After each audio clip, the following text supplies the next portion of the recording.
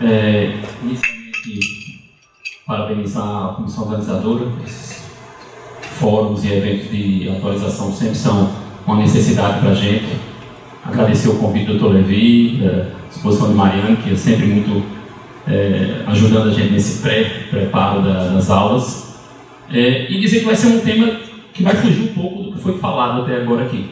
A gente falou aqui muito de fisiopatologia, de doença, né, uma atualização mais ligada a essa parte de doença. A gente vai falar aqui um tema não científico, por assim dizer, um tema mais ligado à prática médica diária e, por isso mesmo, muitas vezes negligenciado na formação. Às vezes, na minha época de formação, a gente não tinha nenhum tipo de preparo a isso e a gente, no dia a dia do atendimento, a gente é colocado frente a frente a uma declaração, um atestado, um laudo, um CID, um relatório, e a gente às vezes não sabe se deve fazer, se não deve, se é direito do paciente, até onde vai o meu direito e o direito do paciente. Então, essas dúvidas que são do dia a dia da gente do atendimento, que é o que eu vou tentar trazer aqui, mais uma conversa, tentar puxar alguns documentos médicos mais utilizados e as dúvidas que eu considerei mais comuns do dia a dia e na prática do clínico geral do dia a dia seu do consultório.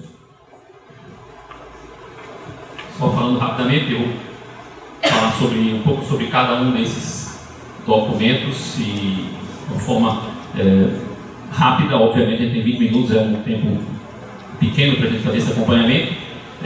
Lembrando que a gente, no direito médico, aqui a gente vai entrar um pouco na parte do direito médico, a gente vai ter duas vertentes, né? A gente vai ter o Conselho Federal de Medicina, que vai nos regulamentar através da formulação de resoluções e do seu próprio código de ética. Os conselhos regionais também têm essa capacidade de emitir pareceres sobre isso.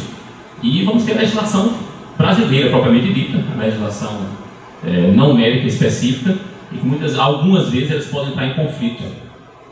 Então, às vezes, vão ter respostas aqui que não são completamente definitivas. A gente é um entendimento. Eu citei aqui um pouquinho, vou ficar lendo, obviamente, esses documentos, para mostrar de onde a gente está tirando essa fundamentação técnica sobre isso. Declaração de comparecimento abona a falta ou período no qual o paciente está fora da sua atividade? Essa é uma pergunta comum, porque a gente vê isso no dia a dia. O paciente vai se consultar com a gente e diz: doutor, não me dê declaração não, porque não adianta de nada. A empresa não aceita a declaração. A gente escuta isso muito comumente e o paciente pressiona a gente para emitir um atestado médico, porque aquele tempo que ele veio no seu consultório, se você der uma declaração, ele não vai ser abonado. Ele é obrigado a abonar? Não é obrigado a abonar. A empresa não tem uma obrigatoriedade de forma, em regra, para abonar a falta. Isso pode ser convencionado através de acordos ou convenções coletivas. Algumas categorias de empresas podem fechar isso, mas não é uma regra da lei da legislação trabalhista. Existem algumas exceções que permitem que o acompanhamento seja a declaração a declaração de comparecimento ou de acompanhante, também são semelhantes, elas vão abonar as faltas. No caso aqui, durante a gravidez, ele é permitido a consulta até 6 consultas médicas sem ser um atestado. A funcionária grávida que chega lá, você pode emitir uma declaração de comparecimento, isso tem valor de atestado médico, ela não pode ser descontado o seu salário por aqueles dias que ela foi. Outra que a gente tem aqui é em relação ao marido. Isso é uma novidade. O companheiro ou marido tem direito a acompanhar pelo menos uma consulta médica do pré-natal da esposa. Então isso também é uma novidade, inclusive, do código, que ele permite esse acompanhamento e isso não pode ser também descontado. 2 dias, desculpa. E quando se tem filhos até 6 anos de idade, cada um dos pais tem direito a um acompanhamento semestral. Em relação ao acompanhamento de consulta de filho. Então é isso que a gente está falando aqui. Então, a gente fica naquele dilema do dia a dia, que é o paciente que chega e pergunta: doutor, ele se consultou, vai ficar com você o dia todo, às vezes ele está ali 3 horas esperando e você atende o paciente. Obviamente ele não vai ter mais tempo rápido de voltar para o trabalho. Às vezes eu atendi em Neópolis, aí eu atendi 1 hora da tarde, o paciente chegou às 10, vai ser liberado em 2 horas, você não vai ter que voltar. Então, vai ficar muito na situação, você vai ver a objetividade, porque existem CIDs específicos de atestado médico que servem para isso. Existem atestados médicos de acompanhamento médico, de consulta médica, você pode partir para esse lado. E a gente, aí vai entrar na segunda questão, que é sobre o CID. Que eu devo colocar no atestado médico, que essa é uma pergunta super comum. Primeiro eu vou dizer assim, o atestado médico, ele é obrigatoriamente aceito pelas empresas? Isso é uma pergunta que a gente que trabalha nessa atividade pericial, a gente vê, às vezes, que o médico do trabalho da empresa não aceita, não acata um atestado. Isso é possível, isso é lícito, isso é ético, é legal? O atestado médico, ele é um documento que mostra a incapacidade laboral, e a incapacidade laboral, ela é relativa ao trabalho, muitas vezes. Você pode ter uma incapacidade específica. Eu sou otorrino, o paciente chega para mim, por exemplo, passou o fim de semana uma pequena gripe, resfriado, tossiu e ficou rouco. E segunda-feira ele vai no meu consultório com intensa disfonia. Não tem outros sintomas. Estou bem, não estou mais tossindo, sem febre, sem dor no corpo, mas eu estou muito rouco. Aí ele diz, doutor, eu trabalho como operador de telemarketing. Obviamente, a disfonia é incompatível com a atividade de operador de telemarketing. Eu dou atestado para ele. Operador de telemarketing, dou atestado, vou dar um exemplo de 3 dias. Eu não vou pedir uma comprovação que ele é operador de telemarketing. Eu não vou pedir o perfil profissionográfico dele, nem a carteira de trabalho dele. Eu vou emitir considerando a boa-fé dele. Entretanto, o médico da empresa pode, ao receber o atestado, observar que ele não é operador de telemarketing. Não, você não é operador de telemarketing. Você é um escriturário, você trabalha na parte administrativa da empresa. Então, a rouquidão não o torna incapaz de fazer a criatividade. Então, essa incompatibilidade entre a doença e a incapacidade e o trabalho realizado pode gerar ou não incapacidade. Então, é totalmente possível, o médico do trabalho, que é uma das atribuições dela, é fazer a vinculação desse atestado à capacidade do paciente, colocando no caso concreto para saber se realmente é aplicável ou não. Então, a pergunta que eu estou querendo responder aqui deve colocar CID ou não? Porque essa é outra pergunta super comum, que eu disse, doutor, a minha empresa só aceita se tiver CID. Se não tiver CID, ele manda voltar ao atestado. Não há obrigatoriedade em colocação de CID, em nenhuma legislação, nem médica, nem legislação, vou dizer assim, do Poder Judiciário, não é legislação médica específica. Então, a colocação do CID é algo que o médico decide se coloca ou não. E aqui fica uma coisa discricionária do médico. Entretanto, a gente tem que entender que, em colocando o CID, a gente tem que obrigatoriamente pedir a autorização do paciente. Isso é algo que um conselho solicita. Do ponto de vista fora do conselho, isso aí é um artigo do Código de Ética, inclusive. Né? Existe um capítulo 9, que é sobre sigilo profissional, e ele fala que revelar por escrito, revelar fato que tem conhecimento do exercício da profissão, salvo consentimento por escrito do paciente. Então a gente teria, a princípio, que fazer. Existem julgados sobre isso que não são claros, porque às vezes, quando você entrega o atestado ao paciente, do ponto de vista não médico, eu estou falando, eu entrego o atestado na mão do paciente, na hora que ele entrega lá, você pode alegar que quem está abrindo mão do sigilo é o paciente em si, não mais porque eu entreguei o atestado com CID para ele, e ele vai usar esse atestado como ele achar melhor. Então, mas do ponto de vista do Conselho Regional de Medicina, Conselho Federal, ele orienta sempre a pedir a inscrição. E muitos CIDs e serviços públicos, muitos atestados já têm localização lá, com um textozinho já pré-feito, eu autorizo a emissão do CID de acordo com a lei tal, ele tem já isso. Então sempre é bom fazer isso. E eu sempre coloco o CID no atestado. Eu sempre coloco o CID. Porque eu não vejo um motivo para não colocar o CID no atestado. Porque a não colocação de CID vai levar problemas para esse paciente. Esse paciente aqui. Vão ter implicações trabalhistas. Primeiro, aquilo que eu estou dizendo, do atestado ser vinculado ao tipo de trabalho dele, vai ser muito difícil de ser colocado em prática. Porque eu não sei qual foi o motivo do CID. Não tive 3 dias. Não sei. Então, a gente pode olhar também uma função do médico do trabalho. Ele vai chegar lá com um atestado sem CID e uma pessoa vai poder aí dizer o que ela quis. Então, é muito importante para você regularizar isso. Outro ponto são as implicações previdenciárias.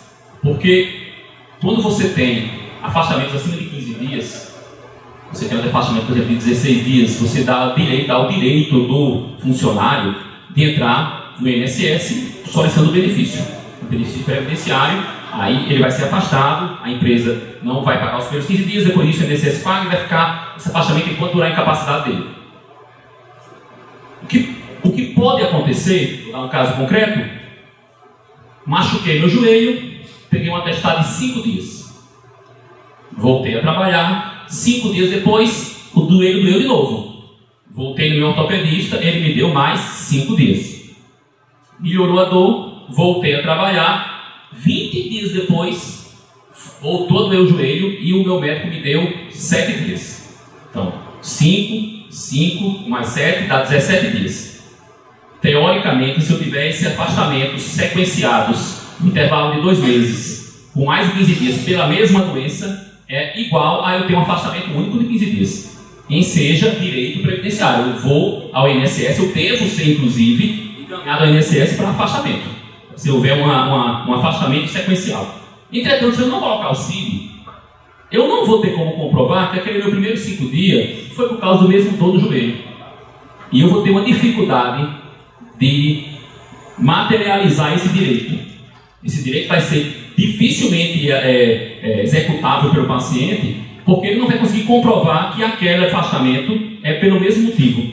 E isso vai diminuir um direito trabalhista dele, que é o acesso à previdência.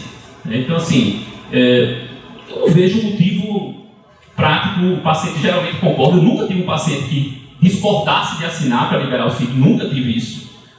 Às vezes o pessoal está mais apressado, isso, às vezes tem que conversar um pouco com o paciente, explicar, que ele acha mesmo um pouco estranho, mas não tem nenhum problema, eu não vejo motivo outro para a gente não colocar. Outra coisa importante para falar é que todos esses documentos fazem parte da consulta médica normal. Isso não pode parecer uma obviedade, mas a gente vê isso, cobrar por fora para a emissão de qualquer desses documentos que a gente está solicitando aqui. Isso não existe, não compete isso. E deve ser, sempre que solicitado, que tiver direito do paciente, emitido em qualquer momento, inclusive no pronto-socorro. Não existe isso de, no pronto-socorro eu não dou atestado, porque... Por quê? Se ele está doente, se ele está incapaz, e você que o atendeu, ele não vai procurar outro médico, ele já foi tratado, ele já está tomando a medicação, não há nenhuma razão legal ou ética que você diga, não, aqui no pronto-socorro, porque isso é muito comum. Eu trabalho no Valfredo, é muito comum, no Valfredo Gugel você tem dificuldade, se você emitir atestado, o pessoal reclama que não consegue, então isso não existe, isso aí é um desrespeito ao direito do paciente. Você vai estar prejudicando o paciente, porque ele vai ter que voltar ao trabalho. Muitas vezes a gente está pensando em empresas grandes que têm médicos no trabalho. Isso aí vai ser regularizado, porque ela vai entrar, o médico do trabalho vai avaliar. Uma grande empresa aqui que tem estrutura. Mas o funcionário do dia a dia que trabalha numa cantina, numa oficina, que não tem medicina do trabalho, uma estrutura de medicina do trabalho montada, esse paciente vai ser prejudicado porque ele não vai ter acesso ao médico logo, ele vai trabalhar doente, ou então ele vai faltar sem um respaldo. O CID, o atestado médico e o relatório, obviamente eles não podem ser futuros. Isso é uma coisa super comum. O paciente chega no seu consultório hoje, aí diz, doutor, eu preciso de atestado. Aí você avalia que ele precisa de uns 5 dias de atestado, vou dar um exemplo. E você vai emitir o atestado. Doutor, mas hoje eu não trabalho mais. Eu já passei minha carga horária, eu só posso dar atestado só a partir de amanhã. Alguns médicos inocentemente fazem isso. Afasto fulano de tal a partir do dia, hoje é 14, 17? A partir do dia 18. Aí ele pega esse atestado de meio-dia, porque ele já saiu do trabalho, e vai lá na empresa. E apresenta. Às vezes sem má fé. Aí a empresa olha e diz, como assim? Você vai estar doente amanhã? Não, você não pode isso. Obviamente é ilegal, é uma ilegalidade, é uma missão de... Claro que você, muitas vezes, isso é não há má fé, né? Isso a gente pode ser consertado, mas você não pode... o atestado tem que ser a partir do dia, do que você está vendo. Você pode ter atestado passado, isso não tem problema. Eu atendi um paciente, ele voltou para casa, e ele volta para mim e diz, doutor, naquela última consulta, eu esqueci de pedir o atestado. E você avalia, se você considerar que aquela última consulta ensejaria um atestado, você pode dizer, ele estava incapaz do que tal. Se você estava fazendo, ele vem embora. A máxima maior de todos esses documentos é, se você falar a verdade, estará sempre certo aí. Não vai ter problema. Você descreva a realidade dos fatos, que não vai, você vai estar sempre próximo da realidade. Então é isso. O atestado não pode ser futuro, pode ser passado desde que você tenha visto. A emissão de CID não é obrigatória, não há nada que obrigue a colocação do CID, mas eu acho importante porque você protege o paciente em vários não só o trabalhista como previdenciário. E na prática a empresa não vai, muitas empresas não aceitam.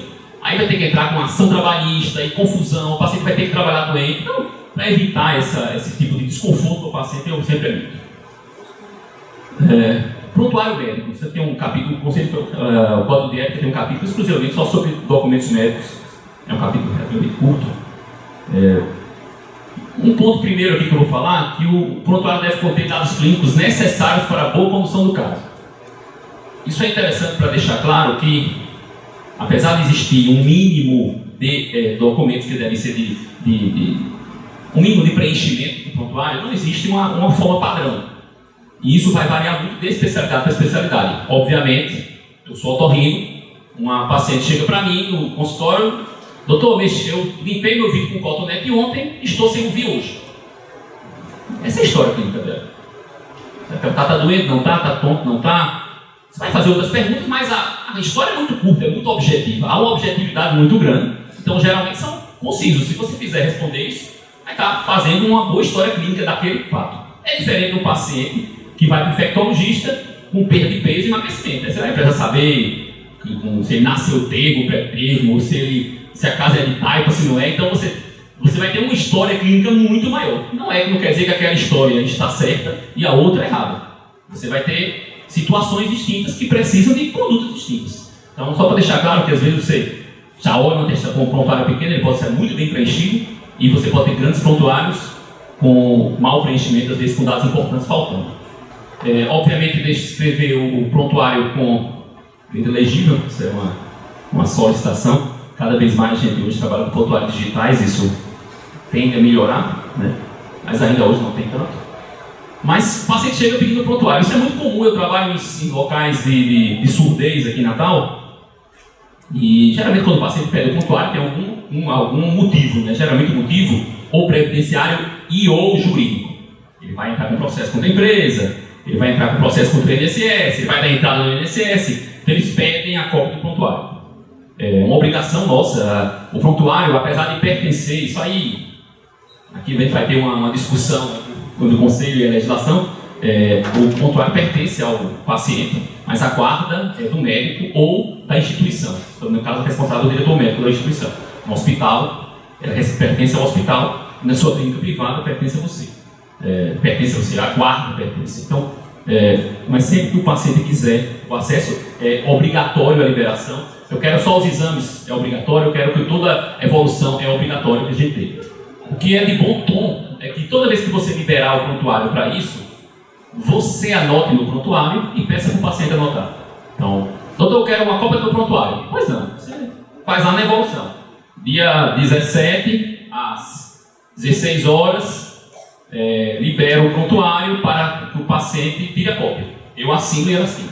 Então, se isso depois, vamos imaginar uma situação hipotética, alguém de má fé tira esse prontuário cai na internet, ou o sigilo médico é quebrado, mas nesse caso não por nós, mas pelo detentor do prontuário, que é o próprio paciente. Se eu não tiver comprovado que esse prontuário nunca saiu do meu poder, ele vai poder alegar assim: doutor, o prontuário que está com o senhor está rolando nas redes sociais, a minha foto, ou a foto do meu exame. Mas o prontuário eu dei a você, está aqui, ó, você tirou cópia, você agora também responde pelo sigilo. Então, essa é uma... Eu sempre faço isso aí é comum a gente fazer lá no Centro Surdo, que é um trabalho, que é um local que a gente faz avaliação de surdez, é muito comum esse tipo de pedido. Eu estou cópia dos prontuários, aí eu escrevo, o paciente assina. Sempre que você conversa com o paciente, eu nunca tive uma negativa para assinar. Eu peço para os pacientes assinarem algumas coisas, eu sempre explico o porquê. Geralmente vai dar certo, a gente pensa, a gente prepara sempre para má fé, mas via de regra as pessoas vêm com boa fé ali atrás dos seus direitos, então você considera seus direitos. A CAT é muito específico, é uma comunicação de acidente de trabalho, é um documento específico do acidente de trabalho. Eu boto aqui porque já aconteceu comigo. Eu sou otorrino, sou também médico perito, trabalho com essa parte pericial. E aconteceu comigo há algum tempo já, um paciente chegou com uma carta, doutor, eu queria que o senhor preenchesse o atestado da carta. Atestado da carta? Mas eu não vou preencher não. Eu não sou seu médico do trabalho, não vi o acidente, preenche não. O cara ficou assim, não foi embora. Quando eu disse, rapaz, está errado. Eu era para ter preenchido, eu acho que eu fui ver e era para ter preenchido. Então a carta ela é composta, na verdade é um documento no qual você vai descrever um acidente de trabalho, que deixou ou não sequela. Então você vai pegar esse acidente de trabalho, essa parte inicial não é produzida por nós, é produzida por médico do trabalho, o médico da empresa, a própria empresa, o sindicato, aí vai ser quem quiser. Agora aqui é um atestado médico como qualquer outro. E a gente deve utilizar o deve obrigatoriamente preencher a carta. A gente não tem o direito de não preenchimento da carta. A gente tem aqui, é uma das atribuições do SUS, certo? E lembrar que toda a atividade médica está inserida no SUS, no conceito mais amplo de SUS. Mesmo a atividade privada é uma atividade complementar do SUS. Então a gente não pode dizer, no meu consultório não vou preencher não. Claro que no serviço público essa obrigação ela é direta. Obrigatoriamente a gente tem que preencher. Mas no serviço privado também, indiretamente você vai ter, uma vez que é um serviço complementar. Então você colocaria aqui a única diferença aqui que ele vai descrever o mecanismo da lesão. E você não viu. Então você vai descrever o que o paciente disser. Não tem problema. Esse atestado, você não vai ser culpabilizado se ele for falso. Se ele for falso que eu digo, se a história não for condizente com a verdade. Isso aqui responde. Ora, aqui não, porque você está descrevendo um fato. Então, você está descrevendo um fato. O paciente chega e diz, doutor, estava andando lá, escorreguei na empresa e essa queda aqui machucou meu joelho. Se ele estava jogando bola na esquerda, não tem como saber. Ele podia estar jogando bola e machucou o joelho. Podia estar andando na empresa e machucou o joelho. Não compete a mim aqui. Eu vou dar o atestado, se eu achar que precisa de 30 dias, eu dou os dias e a gente faz o segmento. Agora, depois isso vai ser variado. Aqui um campozinho que o INSS responde, aqui um campozinho que a empresa, quem vai emitir propriamente o CAC, que é essa pessoa aqui que vai assinar, ela que vai ser responsável pela veracidade ou não dessas informações. Relatório ou laudo. Uma definição rápida. O laudo são semelhantes entre si, mas o laudo é um documento, via de regra, feito sob a solicitação de uma autoridade. Seja ela policial, seja ela judicial, que é mais comum. O próprio INSS pode solicitar a emissão de laudos. O perito judicial pode pedir que você emita um laudo. E o relatório é o mais comum do dia a dia, que é o paciente chega e diz, doutor, estou precisando de um laudo do INSS. Então esse laudo do INSS muitas vezes é o relatório da sua descrição. Você vai escrever, eu acompanho o paciente fulano de tal desde 98, com isso, ele já foi submetido a cirurgia tal, ele já toma o remédio tal, ele tem doença tal. E você vai fazendo um relatozinho da história, um resumo da história. O relato pode ser estou falando de um relato mais completo, ele pode ser mais específico de acordo com a solicitação do paciente. Também é um direito do paciente solicitar, tá certo? Também é um direito do paciente. Em relação ao laudo, é muito comum você chegar, quem trabalha no interior vai ter isso, às vezes um laudo judicial, olha, o juiz mandou, o delegado mandou você preencher esse laudo, uma ordem judicial para fazer. Ou o que acontece nos consultórios da gente particulares doutor, a seguradora pediu que o senhor preencher isso aqui. Eu estou com uma perda de audição, pedi que o senhor preenchesse. Em relação a lembrar que a emissão de laudo, o código, existe um capítulo do Código de Ética Médica sobre perícia médica e ele proíbe a emissão de laudos de pacientes seus. Porque o laudo, a princípio, é algo completamente imparcial. E se ele considera que uma vez que já teve esse paciente sob sua tutela, você não tem mais, você perdeu essa parcialidade, você não deveria mais ser perito, porque na hora que você emite um laudo, você está sendo perito ali em cima disso. Então, você quando tem um paciente desse que chega no consultório pedindo um laudo de seguradora, eu não preencho sobre esse argumento. Eu não posso preencher, infelizmente. Gostaria muito de preencher. Os seguradores não querem pagar um perito, então eles mandam procurar um médico assistente. Só isso. Isso eu gostaria muito de preencher, mas eu não posso porque, infelizmente, eu sou impedido pelo Código de Ética. Eu já sou seu paciente, não posso ser seu perito. Acabou, está resolvido o problema. Em relação aos pedidos judiciais, eu estou lá no interior, trabalho em Pedra Preta no PSF. Aí chegou, o juiz mandou fazer um laudo. Você pode se negar, obviamente, né? Você não pode dizer, não vou dar esse laudo não, porque eu não sou especialista nessa área. Isso não é um argumento válido para o direito, uma vez que você é médico e o próprio conselho reconhece isso, você tem aptidão para agir na área médica de forma geral, né? Você teria, não há uma restrição de área de atuação, mesmo eu sendo otorrino, eu posso atuar em outras áreas, não existe ainda hoje uma restrição nisso. Então você pode explicar ao juiz que cada vez mais eles são mais incisivos em relação a isso. Então eles vão pedir, eu quero que você faça o laudo. O conselho vai dizer que a gente não é obrigado a fazer, mas na prática o juiz vai ficar em cima. Às vezes ele solicita coercitivamente, você chega lá com uma medida assim, entrega o laudo em 5 dias, sob pena de... Aí a pessoa fica com medo, acha que vai ser preso. Ninguém vai ser preso por não fazer um laudo, não. Você pode me explicar ao juiz. Geralmente é bom responder, né? Obviamente, você não pode não fazer o laudo e não responder, porque aí você vai estar respeitando uma autoridade, né? Você explica que por motivos, às vezes, de trabalho, de ordem pessoal, ou que você não tem condição de responder aquele laudo, e agradece e se coloca à disposição, de forma verdade, você diz que não, geralmente isso vai dar certo. Se não tiver problema, entre em contato com o sindicato e fala com a assessoria jurídica, tá? Esqueci meu carimbo, cancela o consultório? Eita, agora, eu cheguei no consultório, quando eu procuro, estou sem carimbo. Vou voltar para casa porque eu não sou médico sem carimbo. Né? A gente não pode fazer nada sem carimbo, não é o que se diz? Na prática, pouquíssimas coisas requerem a obrigatoriedade do carimbo. A única coisa que eu descobri é isso aqui. Para você, prescrição de entorpecentes e psicotrópicos, aquela prescriçãozinha amarela, você precisa obrigatoriamente do carimbo. Nenhuma outra regulamentação obriga e exija a colocação do seu carimbo. O que precisa é a identificação clara do médico. E não é somente o CRM. É o CRM e a assinatura.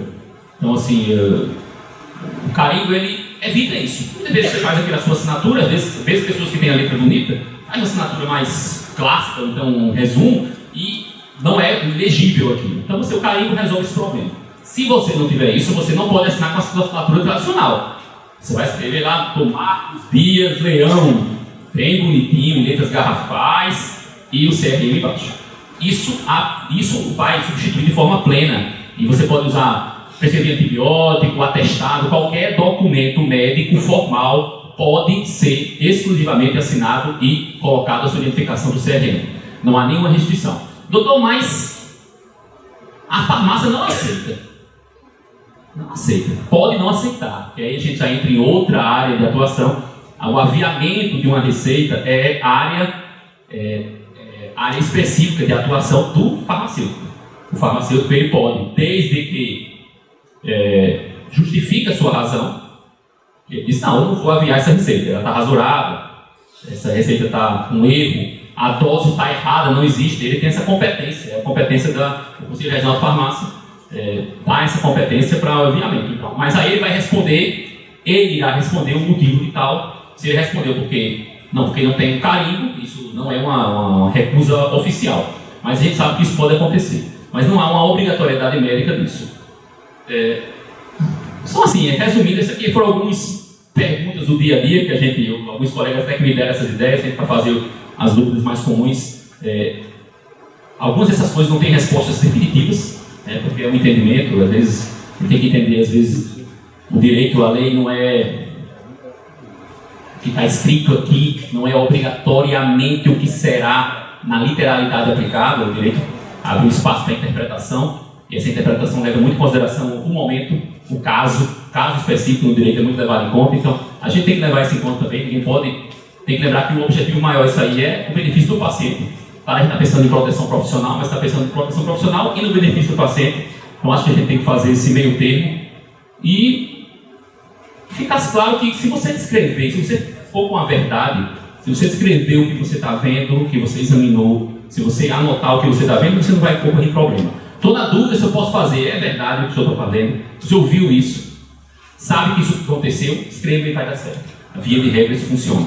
Então, assim, a verdade é que vai nortear o caminho. Aqui são os pontos do Código de Ética. Ele é um ponto, um orientador para a gente, no meio da escuridão, ter um norte lá. Mas a gente tem como chegar a esse ponto e pensar, fazer esse meu termo. Acho que não adianta ser rigoroso ao excesso. Uma coisa, por exemplo, sobre atestado. Saiu agora, existem CIDs no atestado que são desabonadores. paciente simulando doença, por exemplo. Existe um CID para isso. E você coloca. Houve um julgado agora no TST sobre isso. O médico colocou um CID desse e o paciente foi demitido por justa causa. E processou o médico, dizendo que o médico expôs o paciente ao risco, alguma coisa desse tipo. O TST julgou em favor do médico. Era discricionário dele a colocação do CID. Ele chegou a esse diagnóstico, o problema aí ele vai resolver com a empresa. O médico escapou dessa. Então, estou mostrando que a verdade funciona. Então, ele viu, colocou o CID. Eu coloco muitos CIDs aí específicos. É muito comum. O paciente quer CID, às vezes ele não tem muita coisa. Exame clínico, mostrar exame, alguma coisa desse tipo. A empresa aceita ou não, fica a critério da empresa. E você consegue evitar esse confronto diretamente com o paciente e agir corretamente. É isso aí. Muito obrigado.